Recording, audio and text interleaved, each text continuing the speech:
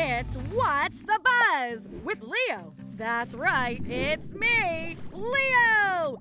Interviewing the experts and taking you behind the scenes to find out all the buzz about the amazing work that's happening at Parks Canada to help our pollinators. Woo! Sorry, pollen heads, for being late. I was just helping out a friend and completely lost track of time. There's nothing better than helping out a pal, especially if it's a pollinator pal. Today we're meeting up with Maddie from Bruce Peninsula National Park to find out how they're lending a fin to help out not just a pollinator pal, but its BFF pollen provider. So Maddie, who's that prickly plant in front of you? This is a Hills thistle. The Hills thistle is a species at risk, which means that it's in trouble, so there aren't very many of them right now.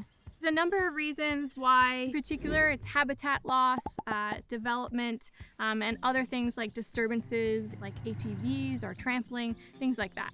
Yeah, I suspect people wouldn't want this prickly plant around. It is very prickly. Now this is a defense mechanism, and you'll find if you ever find a thistle of any kind, they are very sharp. And so that is on purpose. It's to protect themselves from things like deer or other animals that'll want to eat it. But it's important to look past those thorns and remember all of the important things it does for the environment.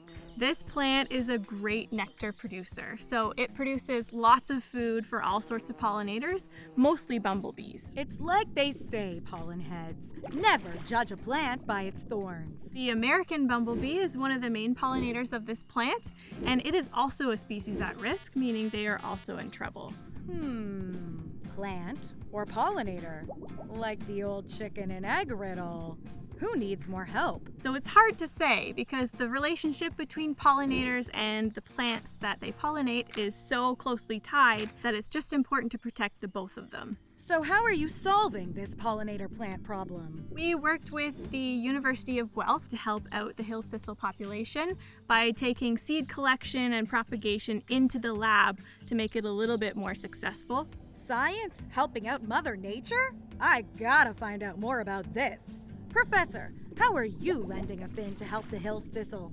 Well, this lab is growing Hills thistle in controlled environments. They are given the best possible care. So these plants, when they come out of the lab, they are stronger and they are not fighting the odds against that are in the natural environments. Whoa. So how did you get started helping your friends at Parks Canada? This institute, GRIP, is involved in saving endangered plant species. So we decided to work with Parks Canada and establish a collaboration. Hills thistle is extremely important and it must be saved if we want to continue having large populations of American bumblebee as well. Human friends working together to help pollinating friends. That's wingtastic! So what exactly is this technology you're referring to? We call this test tube technology. We can take a very small part of plant, it could be a seed, it could be a bud, and then we multiply them in very large numbers. You can compare this process to photocopying, that we put a document in and then we push the button and you can make as many copies as you want. Well, this sounds pollen-credible to be able to grow as many Hills thistles as you could ever want. Amazing. Once we have generated hundreds and thousands of these plants, we can plant them in nature.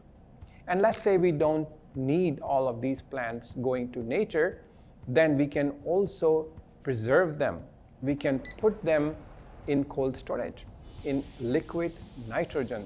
In that environment, they stay calm, quiet, and alive. So how many Hills thistles have you planted with your pals at Parks Canada? We have planted 450 plants of Hills thistle in Parks Canada, but we can plant as many as needed because the number of plants are available. That's pollen-tabulous! Maddie, how are the Hills thistles doing?